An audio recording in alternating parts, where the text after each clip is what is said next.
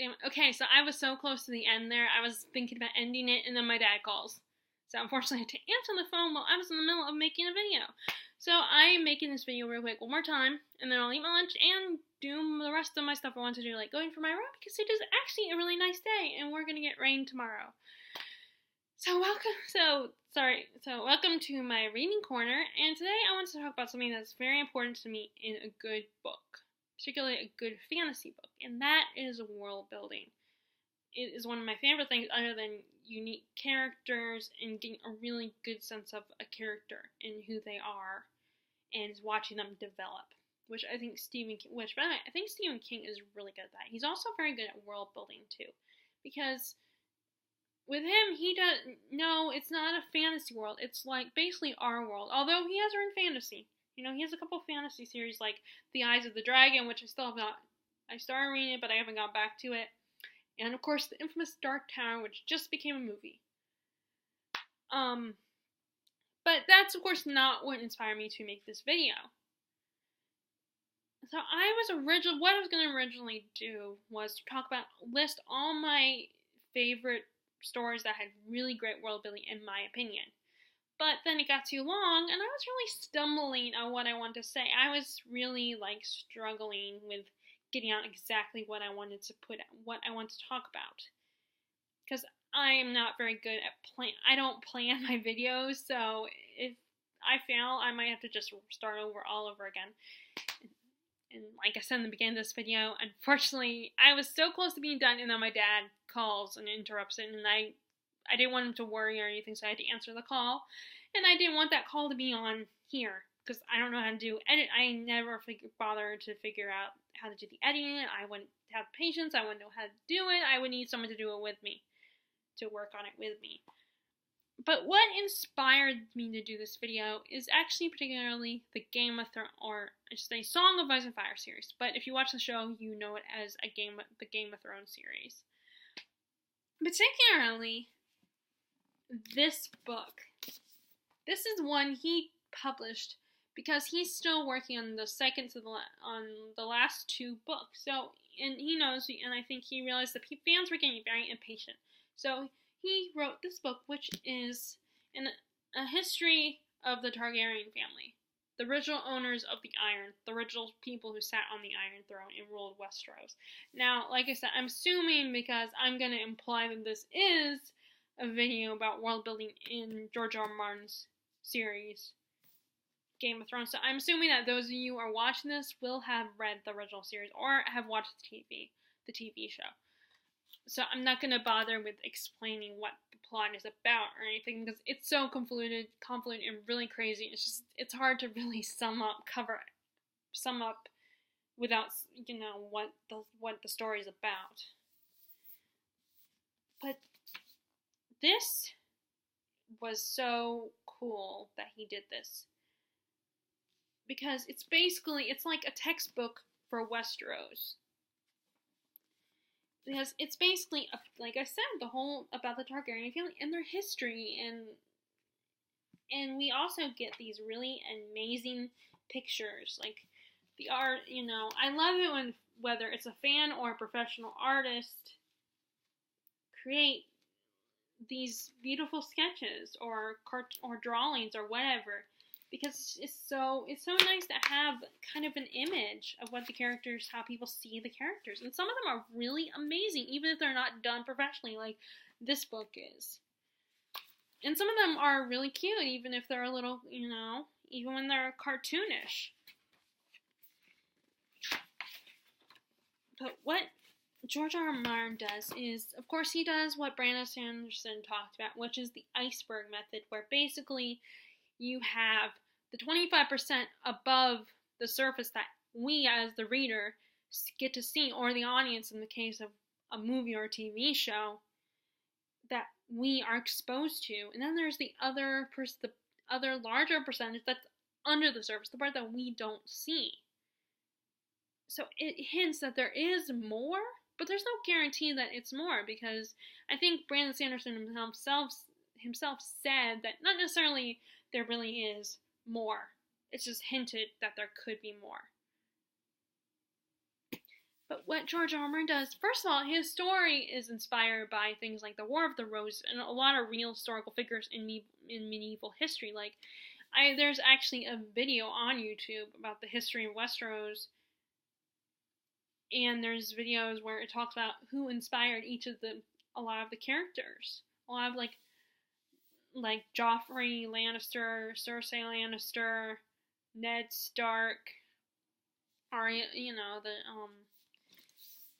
Robert Baratheon, all those. Well, I don't know if it covers all those who were inspired by historical figures or not, but I love that. I love when an author creates a whole world, and it's actually inspired by real historical events, and which is something I want to do with when I finally am able to write my big epic fantasy that I keep thinking about, that I want to write one day, that I want to publish and turn into a book. That's what I want. I want to be inspired by a historical event, actual history. But I don't want to necessarily go with the medieval route, because everybody does that. A lot of people do that. I'm going to go like more 21st century, early 1900s inspiration.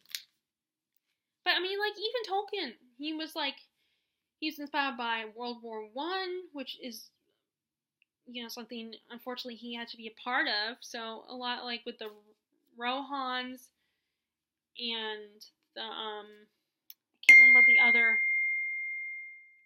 group, what the other family is, and I apologize. Sorry for the ding, but my friend, so many interruptions, it's really annoying. At least there's no dog barking, because Rascal's right here behind me. Such a sweet boy. But what I love, that, like, one of the things that Tolkien did, he's actually created his own language, which was pretty impressive.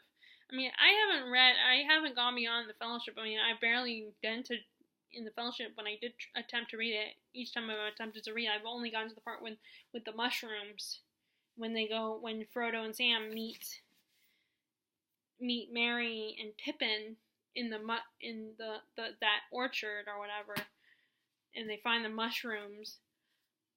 But that's as far as I got in that book, because like Tolkien is so detailed, and I'm sure he's a beautiful writer, I agree, and it's amazing plot and story. It's so hard for me to read, so I almost think I need to get on audiobook for me to really be able to read it without struggling. Because, like, this is something I'm battling with myself all the time, where on the one hand, I feel like you shouldn't be pressured to read that just because, it's the fantasy that started it all, and Tolkien is the grandfather of fantasy, and he's the one that inspired everything.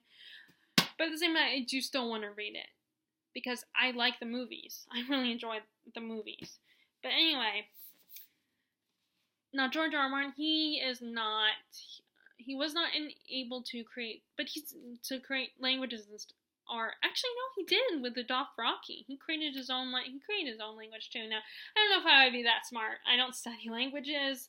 I'm already done with school. I mean, I would like to, but I don't have the patience. And every time I watch videos that talk about world building stuff, they say, you don't have to do that. Don't do that. Don't try to do it, because it's just not everybody is as smart as Tolkien, or not everybody can be like George R. R. Martin,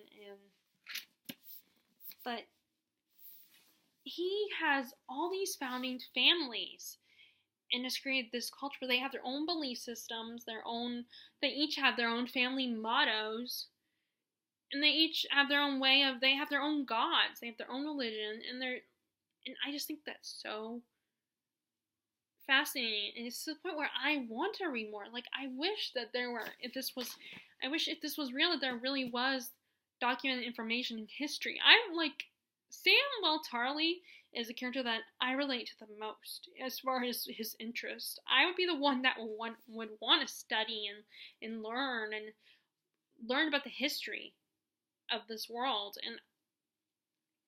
and I would be perfectly content living in, the archives. But of course, I would, the show's a little farther ahead than the books, so I would not want to end up the situation that Sam ends up later in the series. That he finally does get to go to the place he's always dreamed about going, but it's not how he pictured it. It ends up being a big disappointment. But yeah, I'm most like seeing them, and I am fascinated by this stuff about the history and stuff like that. Unfortunately, this place is not real, as far as we know. But the idea of it and how Martin created all this whole world. I mean, he's got to be really smart and really patient, and luckily, and he probably was smart enough not to get distracted by things like TV and stuff. Unfortunately, I'm not as good at that.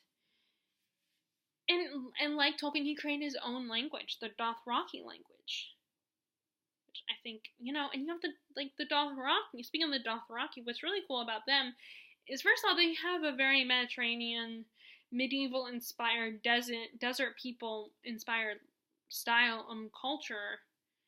And there's this whole thing about, like, they grow their hair out and braid it, and if it grows out, and if it's really long, it shows that they are a powerful and a strong warrior, that they've fought many battles and have won. That's the length of their hair is what shows.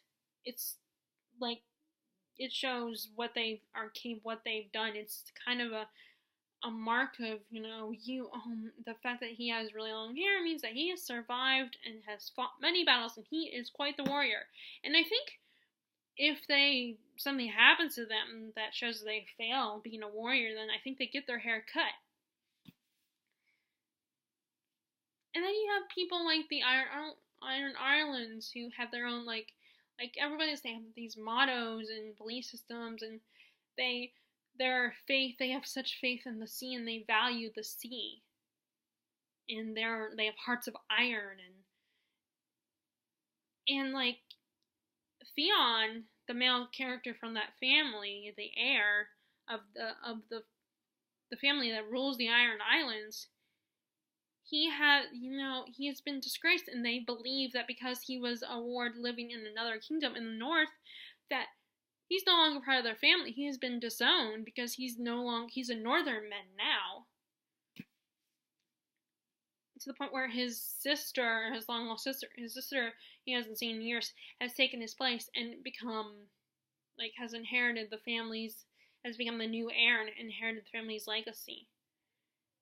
But it's just, so there's so much hinted at in the story, so much world, it's not a whole world in that George R. R. Martin has created such history, such mythology, and that's what I really, and like I said, that's what I really think makes a good one of the things that makes a really good, fascinating fantasy.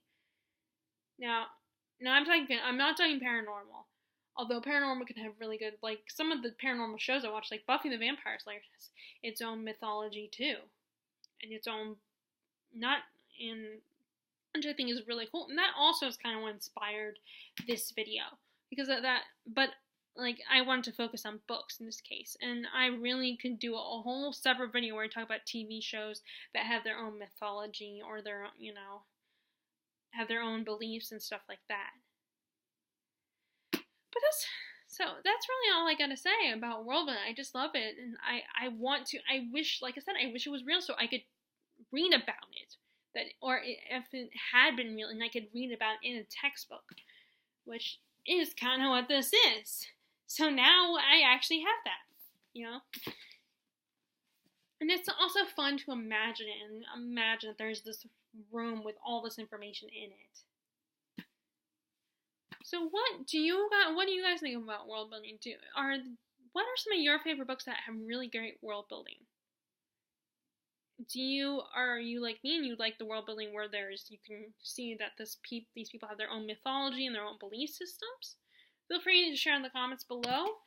And if you like this video, be sure to give a thumbs up and click subscribe if you haven't already. And I hope, as always, you are enjoying your reading, and I will talk to you later.